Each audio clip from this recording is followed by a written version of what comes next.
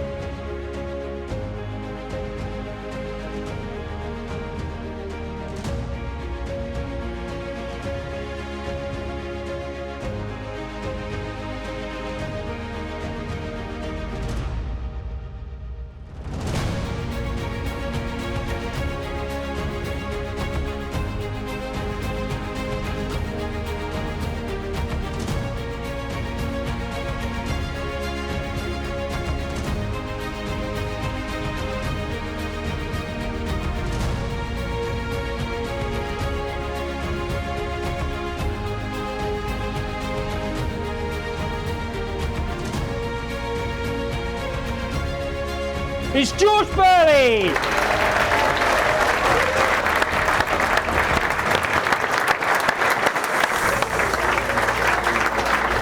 Make some noise for the one and only Johnny Walk!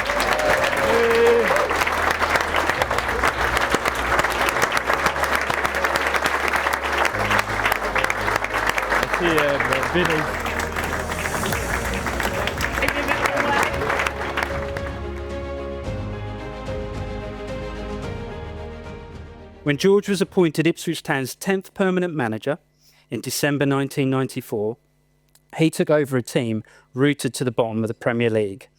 And as he faced the assembled media, he told them, "I want to take the club back into Europe." And he's assured me that he wasn't referring to the Anglo-Italian Cup either. And when George made that bold claim, the media laughed at his optimism. But his time at Ipswich Town is a story of resilience, a story that featured great characters, players who found a home who became heroes. And of course, there were dramatic matches that will never be forgotten too. 3 times we suffered the heartbreak of playoff defeat before we made it back to the promised land of the Premier League. Getting there was one thing, but what happened next was something very special. Do you realise that we won 20 matches in the Premier League that season, the same amount as second-placed Arsenal? Ipswich Town, my team, your team, were going toe-to-toe with all of the big clubs. Marcus Stewart was enjoying the season of his life, and his teammates reached new levels to secure 5th position. And with it, just like George had promised, a place in the UEFA Cup was ours. The dream came true. Whether it was the playoffs, promotion, or the Premier League, with George in charge, it was always all to play for. Ladies and gentlemen, please welcome on stage the man who made it happen, Mr. George Burley. So George, as I said earlier, we started working on the book together back in March 2024, and it's fair to say that was quite an eventful time over the year of 2024. You're looking really fit and well, and I'm sure everybody wants to know, to kick off with, how you feeling? Yes, I mean, people go through, illnesses, whatever, and you never think it's going to happen to you. I know Tony's been through, myself, and I think, when I look at it, I think for people to, my wife says, well, tell people how you've done it and whatever. I think the basic reality is, if you're not well and you feel there's something wrong with you, keep going to find out what it is, because I believe that everybody knows their body, and everybody has different traits and everybody's different. But if you've got something wrong with you, you've got to keep going. And that's what happened. I probably went 6-7 months without getting diagnosed properly. Eventually I did, and with the cancer, which was a big shock, which it does. But eventually I got diagnosed, I got treated properly, My family played a huge part in it, and I had the right people to do the operation, and 2 sets of chemos. So it was difficult, but I've got there. I feel good. I've put on a few pounds. I've lost my love handles here. So I'm back to feeling really good, but not taking anything for granted. And it wasn't easy, but I'm back there, playing golf, enjoying going, get back to maybe playing tennis. But I would like this to thank everybody, because even with my book, I've been, from 15-year-old in Ipswich, and even when I left and I went in different places, I've been back for 11 years. And when I'm walking the dog in the park, everybody's coming up to me. How are you, George? How are you there? Are you keeping all right? Oh, I had cancer 4 years ago. I had cancer 3 years ago, and I'm fine. So you've kept me going. And I've been to virtually all the home games. I hardly missed a game, and it's great. And as soon as you walk in, George, how are you? You're looking well. You're looking great. So that, I'm an Ipswich man now. I came here at 15, You asked me, when did I enjoy life or football the best? It was when I was apprentice, and there's so many here, Russell, Terry, Walkie, that came through the ranks. And we're Ipswich people. I mean, I'm still a blue nose, Walkie, but, from there. So really, I would like to thank everybody, because even today, everybody's asking me. I feel good. I'm looking forward to tomorrow.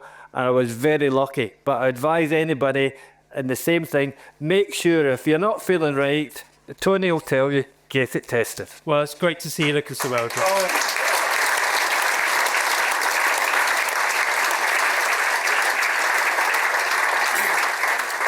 So you said there, George, that you joined the club as a 15-year-old, and there is you as a 15-year-old. Yeah. It's so long ago, in fact, that we had a different badge then. The Suffolk Punch wasn't on the badge. Yeah. 19. Oh, straight here there, and it looks like a wig. 1971, came here. Me and Kenny Taylor, we were the first Scottish boys ever to come down here. I mean, when I had trials and I played Scottish schoolboys, and then the scout says, "Do you want a trial for Ipswich?" I said, "Where is Ipswich, by the way?" I didn't have a clue. And then so I came down with Kenny, and then they asked me. From day one, we were treated great. I mean, I won't keep saying it, but Sir Bobby Robson was miles ahead of anybody. The way he treated you, the way he looked after you, the way he brought players in there and improved them. So I was treated there. Stayed in Dick's, We used to do all cleaning the dressing rooms and the boots and getting the balls in. Because the balls, the grandkids or whatever, they're not allowed to head the ball. In our day, when those balls get wet, you didn't want to head the ball. Because we used to bring the balls in from training and put it in the drying room. And it was about 6 pounds later after they come out of the drying room. So that was those days. So we all done our apprentices, but we all went out together. We came there, the South East counties. I don't know if anybody ever used to watch the South East counties out in the pitch here. They were terrific games, and that really brought you into it. And we had some good players in there, and that really gave me a good grooming to actually become a professional footballer. So you're pictured there with Kenny Taylor. You were the first two apprentices from Scotland, and Kenny actually ended up emigrating to Australia, and he visited Ipswich last summer for the first time in 50 years. And when he wandered through the town, can you guess the only building that he recognised? The Falcon. The Falcon. That's correct. 10 points for George. Good taste. So, George, you very quickly made your debut in the first team at Manchester United, marking George Best. Yeah, not a bad little debut. Length, we didn't have a big squad in those days. Very good players. Was playing in Europe in 1973. I had a couple of injuries, and Sir Bobby said, "Oh, bring your gear. You're travelling with the first team." I was only 17-year-old, so okay, I'll come. So I told my mum and dad on, I think the Thursday, I'm going to travel. And then Bobby come up on the Saturday, said, well, is your mum and dad coming? I said, well, it's a long way from Cumnor and Ayrshire, coming down to Ipswich, and there's roundabouts in every road in A1. I said, well, I don't. He said, by the way, you're going to play. Oh, and I thought, ooh. Straight on the phone, mum and dad. I think they had a Hillman Minx those days, VAG 415. It's amazing how you remember some sort of registrations, don't they? So they came down, so travelled up, got there, draw into the car park at Old Trafford. And Bobby said, is your mum and dad here? I said, yeah, they're over there. All right. So he walked straight out of the box, straight to them, said, Mr. and Mrs. Burley, there's 2 director box tickets for you. That was Sir Bobby Robson. He got them director box tickets for my debut, and that made me feel great before the game. George, you enjoyed a fantastic playing career, but tonight we're going to focus more on your managerial years. But the highlight of your playing career was the 1978 FA Cup success. And there's that picture, George, the moment when you thought you'd open the scoring. Pi Jen is a good goalie, by the way. Yes. What does it mean to you to have been part of that team and that history for the club? I think it means everything to everybody here. Will it happen again? Who knows? I think we're very privileged to be fans, to be managers, to be the players, to actually witness that, because it might not happen. And it's something that, your memories never go away. Things can happen during your life, and good and bad, but those memories of something like that, you will never forget. No, and it hasn't ever been forgotten, has it? It's always remembered, and it's so special to Ipswich Town. Yeah, I mean, up the months before was so special because every shot was blue and white, and it was a fantastic feeling. It was, and it's something you don't actually forget. So we took part in a recent event together, and George was extremely modest about his playing career. So before we move on to his time as manager, I'd just like to give you this quote about George from Bobby Robson, who said, "In all the years I've known George, he was always first on the training pitch each morning and last off it. He was a thoroughbred, always destined for the very top, eager to learn. He had the most perfect nature and character to go with his outstanding ability. George possesses one of the finest football brains I've ever come across. Any team lucky enough to have 11 George Burleys would win the lot."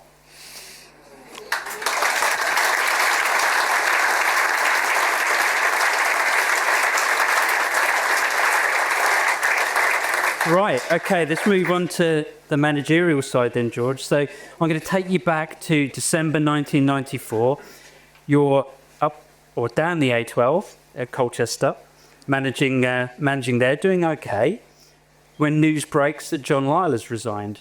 What was going through your mind when you heard that news? Well, I mean, you move about in your career. My wife tells me I moved 22 times as a player and as a manager. I don't believe her, but that's what she says.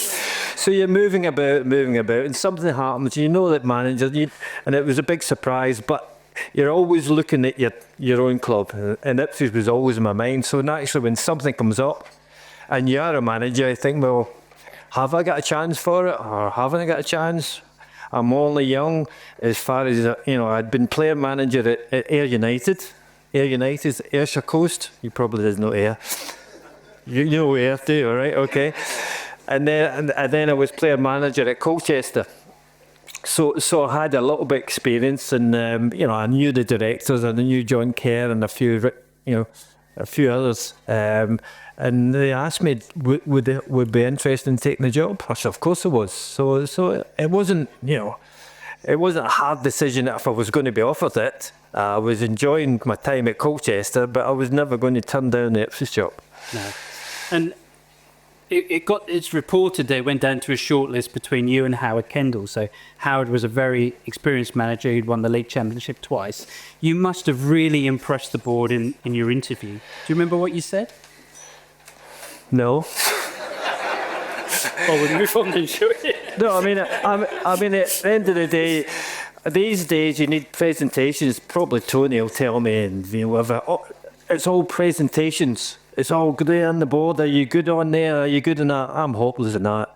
I'd rather just speak my mind, I think I had a big advantage because I was brought up under the manager of all time, Bobby Robson. So that did help me, and I just said what I thought. And I remember once I had an interview at Doncaster, and I sat down with there, and I'm sitting next to Sam Allardyce. Me and him got an interview, right? Sam, right? We never got a job. So it shows you it's who's on the board and what they want to do.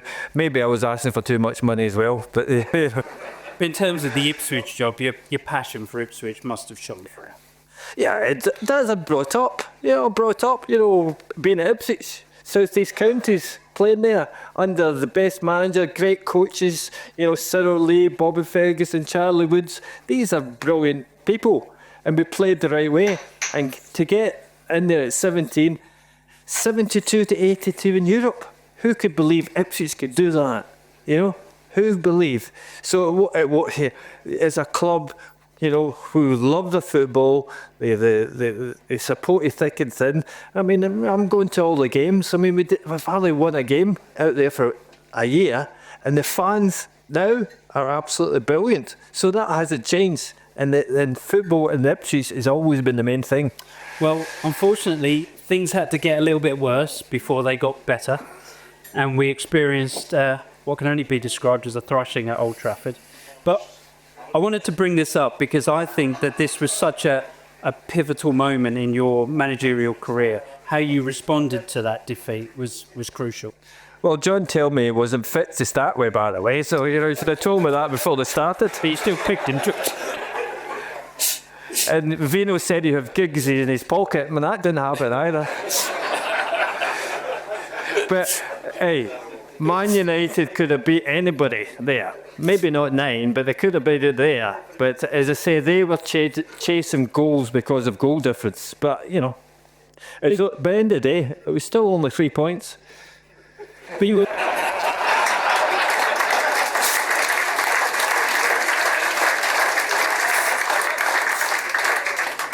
But you said to me when we were doing the book that your response to that was critical because, how you responded, how you showed your character after that, that dictated where things went. Afraid so. As a manager, I always believe after the game, when you're getting interviewed, they're asking you questions, the fans are looking at you, the players are looking at you, and if you're negative, you might as well forget it. Because the most important thing after that game is the next one. It never changed. It's only 3 points. And then you've got to, it's no good putting your head down there. I've never been one for doing that. And it always is a test of character. And character's a big thing. Because, when you've been a manager, for a lot of years and that, you have so many ups and downs. And that's where your character and your family come into it. They help you through it.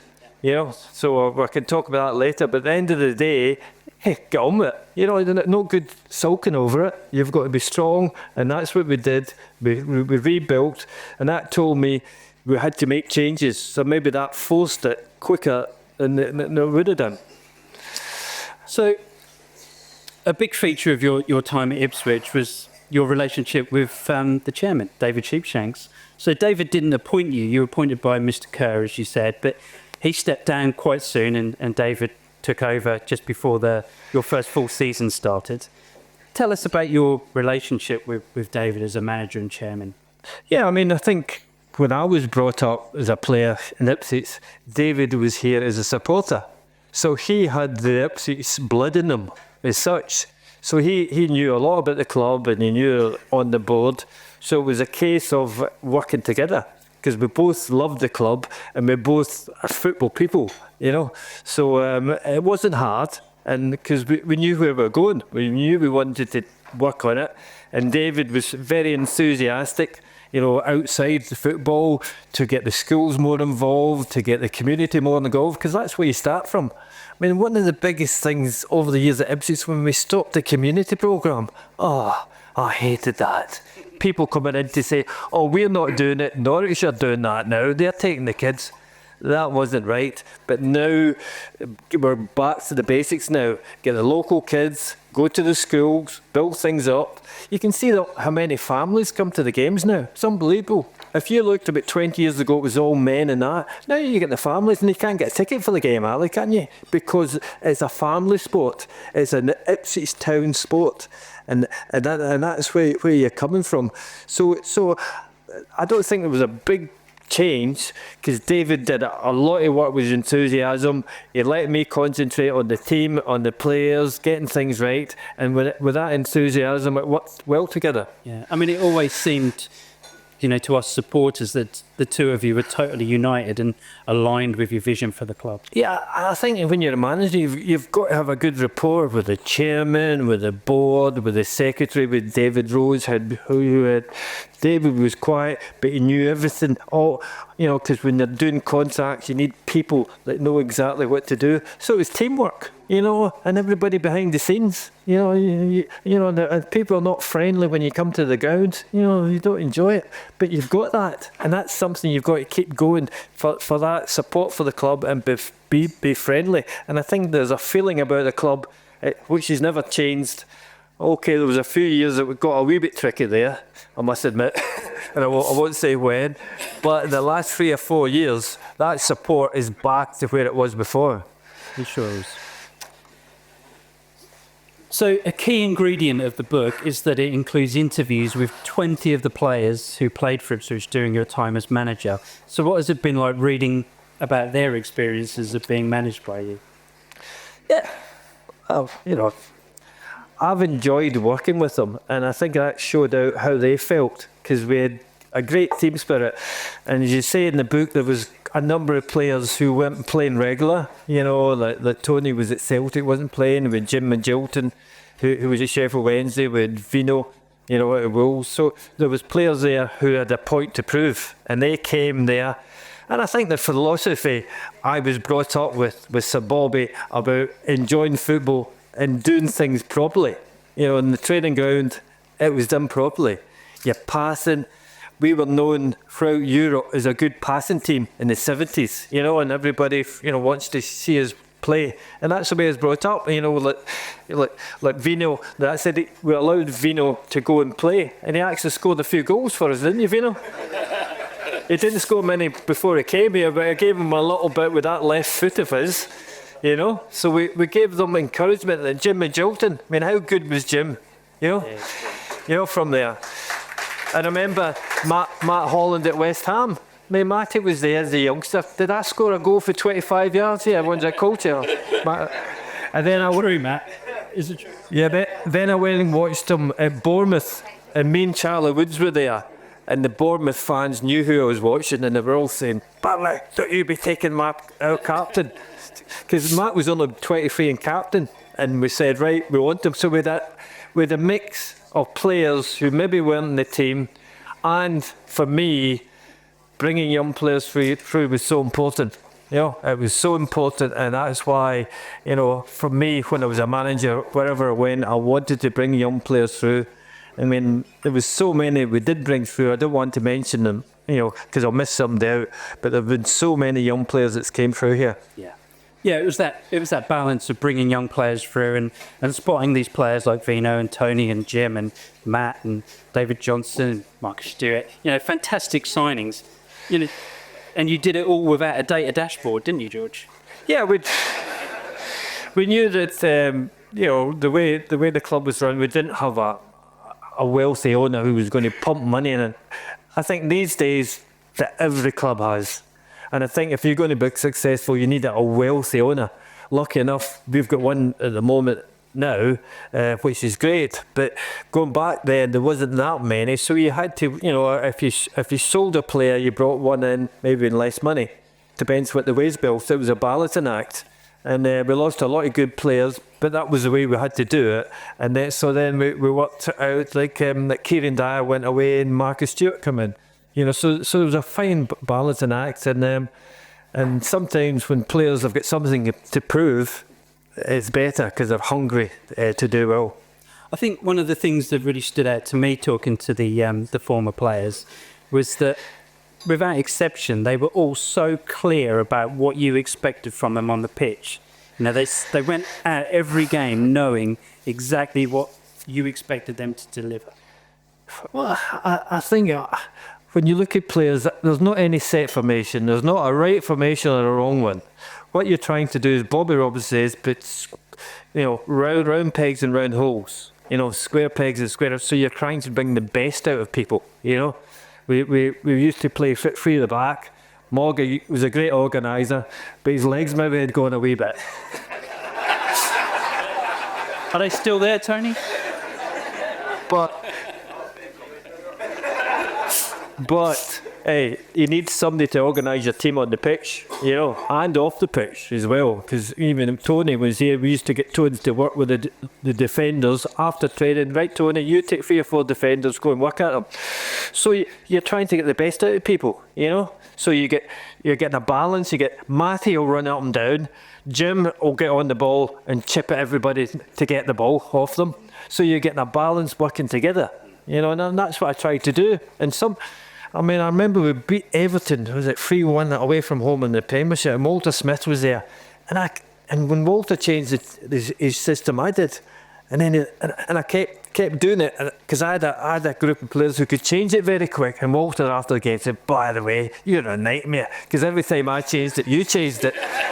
And we came up, we ended up 3-1. It's all this about formations. We talk about it, I don't think it's black and white, and I'm not trying to have a wee dig at Man United, because it is not black and white. It depends on your players. You can buy the best players in the world, but you've still got to have a balance in your team. And one of the other features was that the players that you brought into the club and you had with you, you were never frightened of opinionated players, were you? Water off a duck's back, innit, Are there any here tonight? No, if you don't have a group of honest players who go and let them do their own things, I think you're going to struggle. You've got to let people express themselves. I've always wanted to express myself for the back. I always wanted players that could back the back with Vino, Tony, John McGreal. They pass the ball.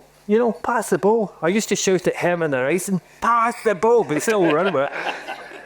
But Herman, but that was Herman. So we had to give and take a little bit of there, So it's like we're Morky there. And Morky said, all right, John. We always call Morky Man Friday, because he only trained on the Friday. Well, so I thought we might have to organise tonight for a Friday. So you've got to treat everybody different. Things are not black and white. Everybody's got their strengths and weaknesses, and you've got to give and take a wee bit. So a big part of your managerial success you dedicate to your loyal, second in command, Dale Roberts. Yeah, Dale was my best mate. It's great to see Cheryl and Tom and Mark, with family there. Dale was, when they first came to the club, we just hit it off like that. He was, I was 15, he was 15. He was from, a little town in Northumberland, there, and I was from a little village in Scotland, Long Horsley. That's where Dale was from, and we were brought up the same way. We had council houses. We had good families who wanted us to do things. We wanted to work hard, and we just enjoyed it. So eventually, once we moved away, and I think Dale actually was a driving instructor, and I was at Ayr United, and I said to Dale, "Do you fancy coming and join us?" He said, "Football's a bit of pressure, but being a driving instructor is a lot worse than that." So we were there together, and he played a huge part of the success of the club. He was such an honest lad, and he knew how I worked, because as Matt says, I wanted to do everything. Training session, do that, put the bibs out and that. As a young manager, you want to do that. When you get a bit older, you seem to delegate, but I wasn't very good at that. So Dale understood that from there. And the story that Matt tells us, because every Monday morning, we used to have the weights. So you stand there, weights, all right, yeah. Tony Mowbray, Mark Venus, whatever. So Dale standing there, and every time Jim and Jilton, they said, "Right, Joe, Not two at a time, just one at a time, please. But Jim said, I'm not that heavy, by the way. But Dale was a great character, and the players loved him. He knew exactly, he was brought up with Sir Bobby as well, he knew exactly what I needed done. And it was for a huge miss, and there's no doubt he played a massive thing in getting success, promotion and into Europe. Yeah, I think we deserve a round of applause.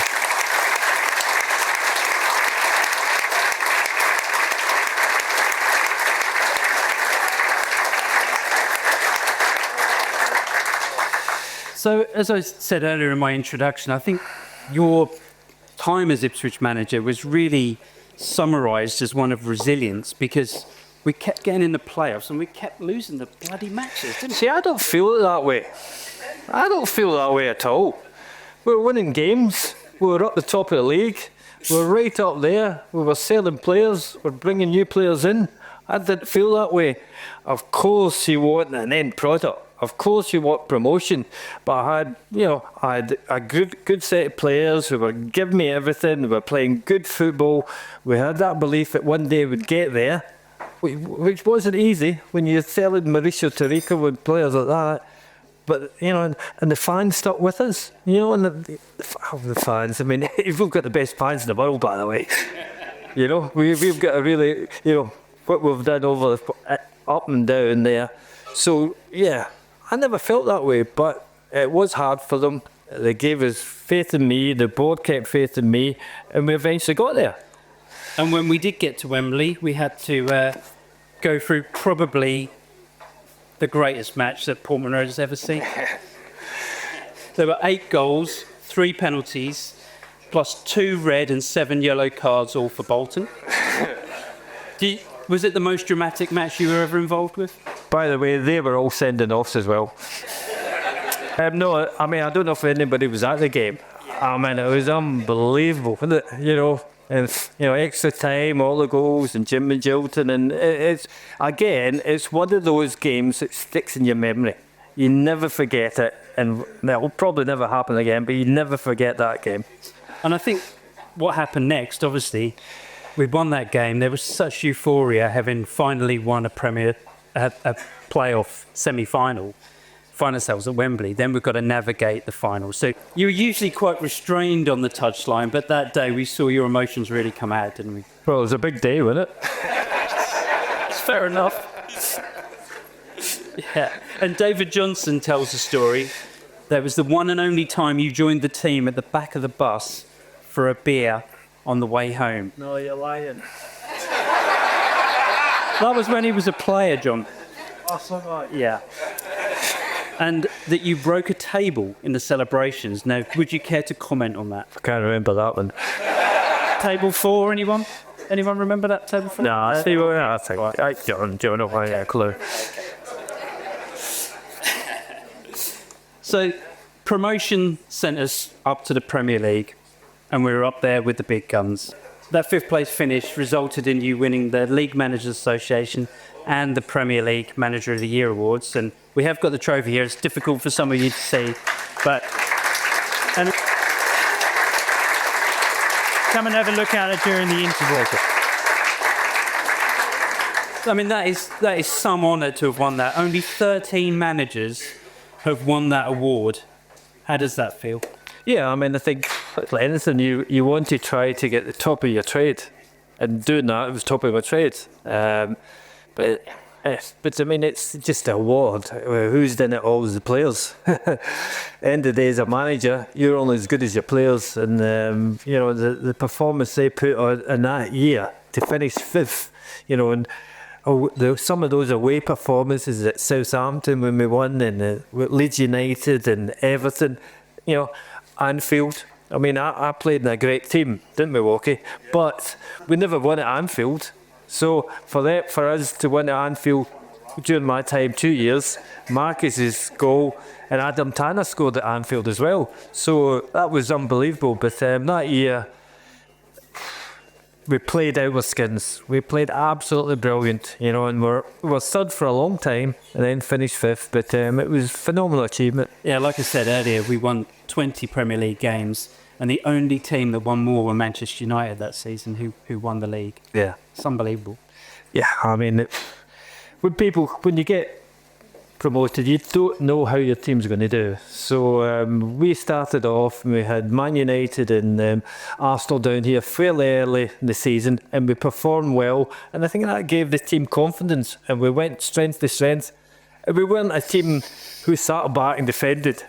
We went and played. You know, that was the way. I found it hard to actually coach defensive play. I wanted the team to go and play out from the back and play through midfield, and that's what we did.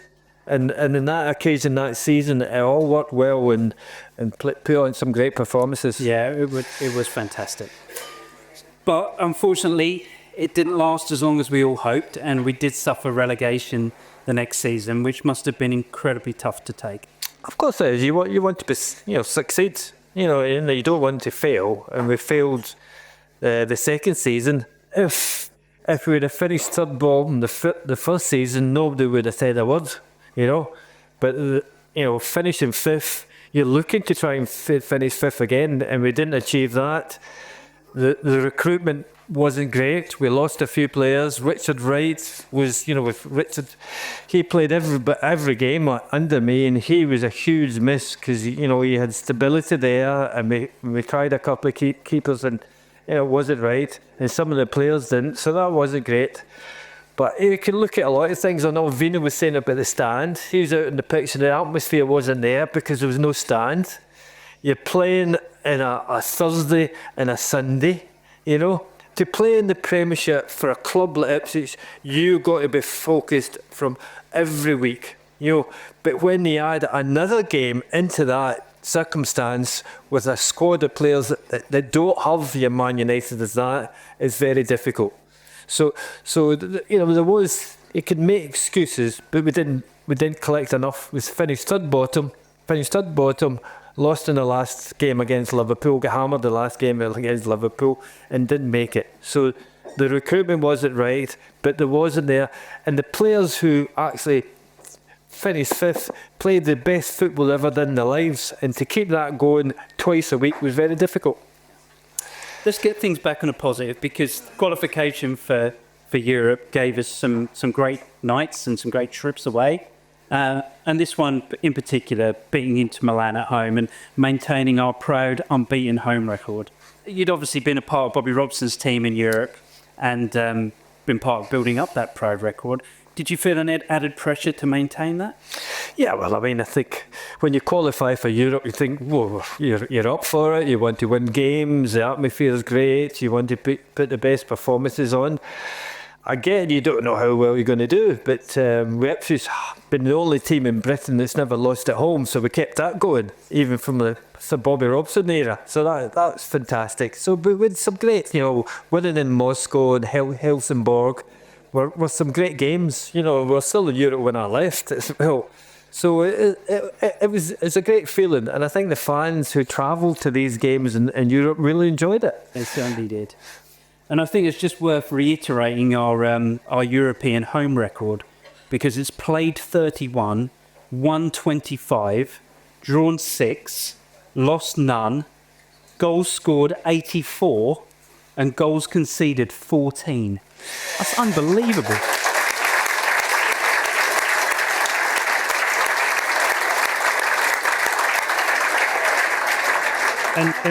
And John Walk scored most of them, as you will hear later. That's true. So we can't end tonight without talking about your wife Jill. You've been married since just after the FA Cup final in 1978. 47 years. Yeah, so she told me. Yeah, and it was really great that Jill engaged in the process and was interviewed for the book. I mean, she's been a massive support for you, hasn't she? Yeah. You go through life, whatever, and you've got jobs, you've got pressure, so you need a bit of help. People say, who motivates the motivator? I mean, that's the old, from there. So when you get home at night, you've had a bad defeat, you've been beat 9-0, you've won games, you're there. I think it's very important if you want to try and act normally. And my wife's always been there for her. When I look back, I was very fortunate to go to the best surgeon in Cambridge, Mr. David Dandy, when I had a knee operation in 1981. And Mr. Dandy said, well, I'll operate on your knee. You've torn your cruciate ligament, maybe your median ligament cartilage, but I don't think you'll ever play football again. So my wife was with us, and when we got in there, and I'm Rose, whatever, and she says, you'll do it. I know you will. You'll do it. You'll be fine. Get it right. Get your chin up, and we'll be there.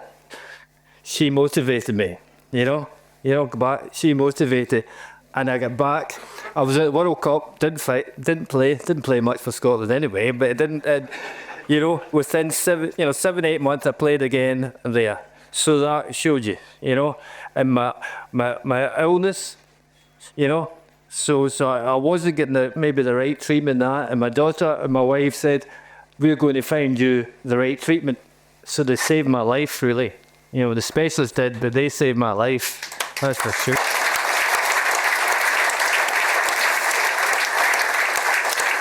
So, in our family, my daughter will tell you, the wife's the one. She's the motivator. And I think you need that. Tony will say, and other managers, it's not an easy job. It is not an easy job, and if you're not winning, the fans can be really there. I mean, I was in Scotland, and I remember in Scotland a picture of me where I think was it a horse's head? He had a horse's head in the front of the page. Oh, thank you very much. Oh, the daughter remembers it. I had to try past. So, she's got flu and she's, got infection in her chest. She's absolutely gutted she's not here. That's very sad. But for my motivator, your family, your Tony will tell you, is so important because it is a difficult job, and it's even get more tougher. And I was honoured, honoured in Ipswich when I was manager. We chose our own players. We picked our own team. These days, I had a Russian, and Hart said, by the way, you've got to sign him or you're not there. It was time for me to get out. I don't know whether I want to be a manager these days, but I'm sure I would, especially with the money they're paid. but it's important, what's behind you. Because it is, as I say, I've got to be in front of the cameras all the time. I've got to give a team talk. I've got to say something after a bad defeat. I've got to go home. And I think my wife says, I didn't try to take it. Some managers can't hold it. And I think, you've got families as well, So, and even like football now, saying, what are you doing that? Well, Tony will probably disagree. I've got a family and I'm babysitting and running there. I've got to try and help my wife out from there. So it's important for me, and I've definitely had the right person who saved my football career and my life, really, just because they've been so strong for us. Well, let's have a round of applause for Jello.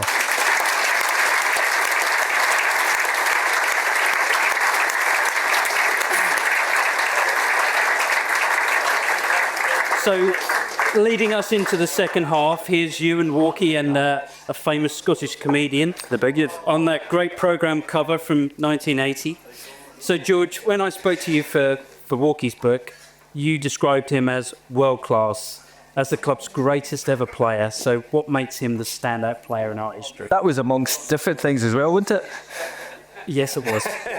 Yeah, that's all in there, George. When I look at players, I mean, we're lucky, like Terry and Russell, playing with England, see the players, and we see Dalglish and that of Scotland and Souness and that. I've never seen a better finisher than John.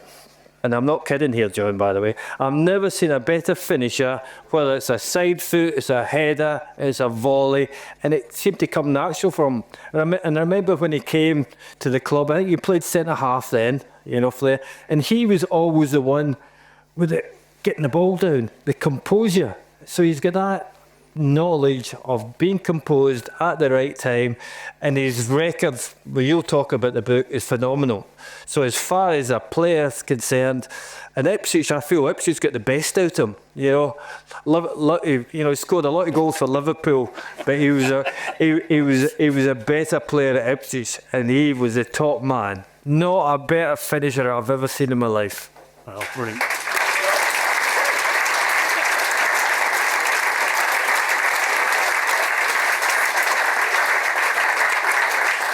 George, we're coming to the end of this interview, but you know, you've been passionate all night. It's really shone through, and it shone through when we did the book as well. You know, I've used the term there, Ipswich Town Football Club. It's in my blood, and that's how you feel about it, isn't it? Yeah, I love my football. Been brought up football from my family, from my dad, and I wanted to play, and I was lucky to play every level for my country, and then manage my country. Ipswich, you know, I've been back here 11 years. You know, so I was always going, I was in London, and as I said, my wife says we've moved 22 different times, but I was always going to come back here. So now, you know, coming to the games, I've really enjoyed, you know, but a bit more relaxed. But I couldn't have wished for a better place to come to or enjoying. You see it in all the fans. I think I've appreciated cup finals and, you know, promotion. Well, let's see how many people are here tonight. You know, and fantastic players, Dutch players we had there. You had the FA Cup, and then you had the team that won the the UEFA Cup in '81. They are great memories. They can't take that away, and I've been privileged to be part of it for 913 games? 913 games, George. Oh, thank you.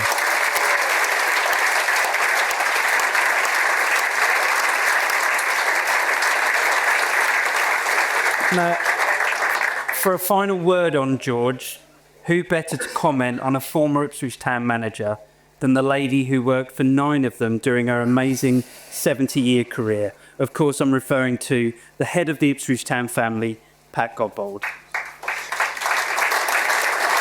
So, unfortunately, Pat's not here tonight, but when I spoke to her for the book, she said of George, I always thought to myself that George was going to be management material, because he was always listening and learning, keeping that information safe and asking questions. In Mr. R, he had the best to learn from, and George was clever enough to take advantage of that.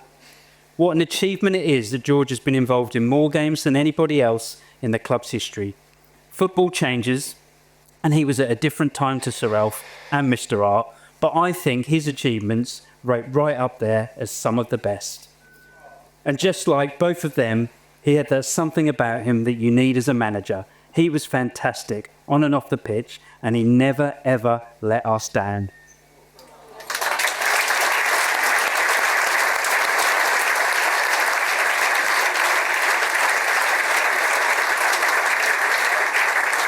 I don't think any of us, well, none of us dare to argue with Pat Godbold anyway, but I don't think we'd want to. Please show your appreciation again for everything he has done for our football club. It's the always inspirational George Burley.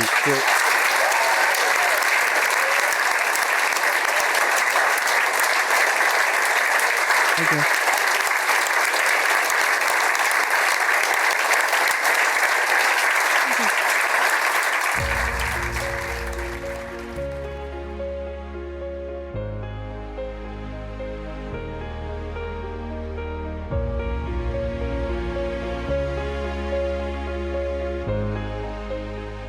Where are you, George? There he is. Well, I can use lots of adjectives like immense and extraordinary and legendary. I mean, isn't this just a vintage Ipswich Town evening?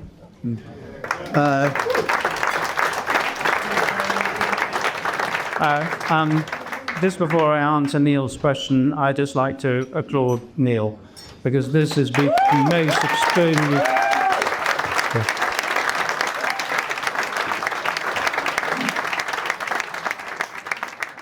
I was very privileged to work with George for 7-8 years, and he is the most dedicated, inspirational role model manager that you will ever meet in your life. So I feel, first of all, completely and utterly privileged to have worked with him. I would describe George as being one of the Holy Trinity.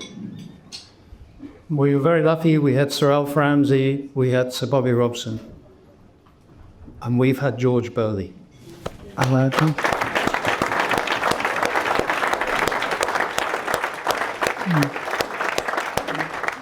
You can't underestimate what we went through. And Neil did a brilliant interview. And you think back to those days, which will still be very live in George's and his family's and mine and all of us in this room, really, about how tough it was. And I remember when you were appointed, and I was lucky to sit on the interview panel. John Kerr led it. And we had that nightmare argument with Colchester United for 2 years that I then had to try and sort out. And but nevertheless, we got a fantastic deal, a deal that nobody ever regretted. And year after year, George and I and Dale and all of us as a team had to fight really hard. And the perseverance that's necessary, in adversity, must never be forgotten, because George has it in spades. And every year, I can remember, not every year quite actually, but 3 out of the 4 years on the way to Wembley, we were at different times at the bottom of the table or near the bottom of the table. Always seemed to happen when it was near an AGM, by the way. So, and you won't believe, I've just done quite a lot of research on this era lately. We had one game that we only had 7,500 in this ground. That's the battle that we faced and how we had to turn it around. And, it's the Georges and Bells and Matt and Tony Mowbray and Mogger, all of you guys here, credit as to what you did. And we stuck together, but George led it. And so, George, I salute you.